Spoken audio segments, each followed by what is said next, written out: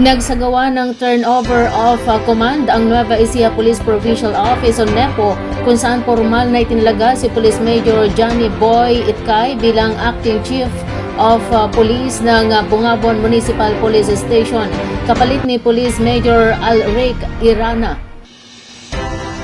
Idinaos ang seremonya sa Provincial Command Center War Room ng Camp General Mariano Llanera sa lungsod ng Cabanatuan at pinangunahan ni NEPO Provincial Director Police Colonel Herel Daget Bruno.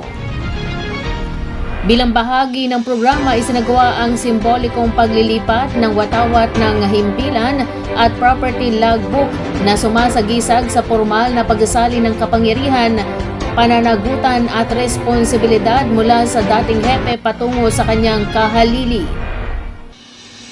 Sa kanyang mensahe, binigyang diin ni Colonel Bruno na nananatiling pareho ang misyon ng kapulisan sa kabila ng pagbabago ng pamunuan.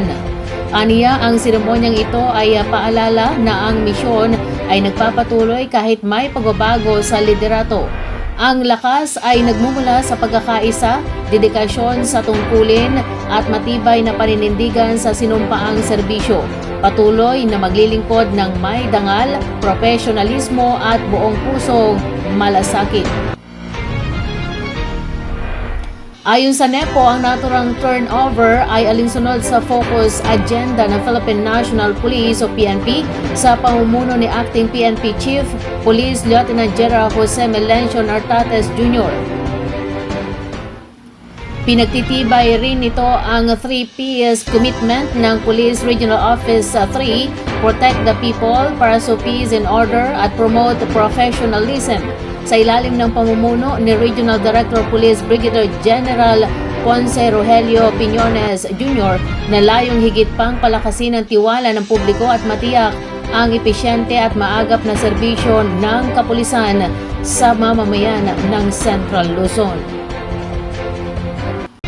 Patuloy na naghahatid ng dekalidad at abot-kayang serbisyong medikal ang Cabanatuan City Health Office o CCHO para sa mga mamamayan sa pamagitan ng libreng check-up at libreng anti-rabies vaccination na isinasagawa mula Lunes hanggang Biyernes sa Cabanatuan City Hall.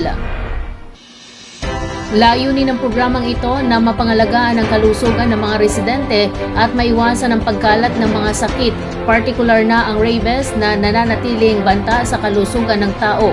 Ang libreng konsultasyong medikal ay bukas para sa mga individual na nangangailangan ng agarang payong medikal at paunang pagsusuri habang ang anti-rabies vaccination ay iniaalok upang maprotektahan ang mga mamamayan laban sa naturang sakit.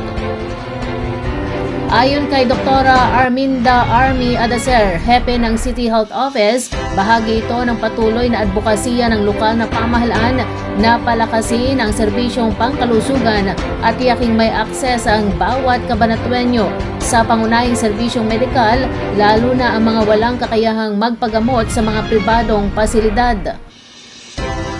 Hinihikayat ang publiko na samantalahin ang mga serbisyong ito at sundin ang itinakdang oras at mga alituntunin sa pagpunta sa City Hall upang maging maayos at ligtas ang pagbibigay ng serbisyo. Para sa karagdagang detalye at katanungan, maaaring makipag-ugnayan ang mga interesado sa Cabanatuan City Health Office sa numerong 0919-081-1348 sa pamagitan ng tawag o text message. Sa patuloy na serbisyong ito, pinatutunayan ng pamahalaang panlungsod ng Cabanatuan sa pamumuno ni Mayor Micah Elizabeth R. Vergara na ang kalusugan at kapakanan ng bawat mamamayan ay kanyang pangunahing prioridad. Mas pinagtitibay ng Philippine Rice Research Institute o PhilRice ang partisipasyon ng mga magsasaka sa pagpili ng angkop na binhi ng palay sa pamagitan ng Variety Field Trials o VFT, isang hakbang na nagbibigay daan upang mismo mga magsasaka ang makapagsuri at makapili ng barateng babagay sa kanilang sakahan sa lungsod ng Agham ng Muñoz. Sa ilalim ng Rice Competitiveness Enhancement Fund o RCEP SEED program, kasalukuyang sinusubok ang 15 inbred rice varieties sa 78 lalawigan sa bansa. Layunin nitong tiyakin na ang mga binhing ipapamahagi ay tumutugon sa lokal na uri ng lupa, klima at aktual na pangangailangan ng mga magsasaka. Ayon sa PhilRice, sa kabila ng mga hamon gaya ng matitinding bagyo at pananalasa ng mga daga, na itatag ang 173 sa 180 target na VFT sites sa buong bansa noong 2025 wet season. Sa mga ito, 69 na ang mga matagumpay na nakapag-ani at nagsisilbing batayan sa pagsusuri ng performance ng mga bagong variety. Ipinaliwanag ni VFT Focal Person Justin Ragos na mahalagang papel ng mga magsasaka sa prosesong ito. Ani Ragos, sa VFT, nakikita mismo ng mga magsasaka kung alin ang may magandang ani, matibay sa bukid at pasado sa kanilang panlasa.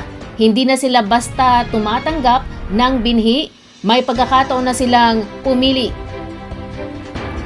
Kabilang sa mga sinusubok ang NSIC RC600-700 Inbred Series na inihahambing sa mga kasalukuyang popular na variety tulad ng NSIC RC222. May ilang bagong variety na ayon kay Ragos ay maihahambing ang ani at may magandang kalidad ng kanin.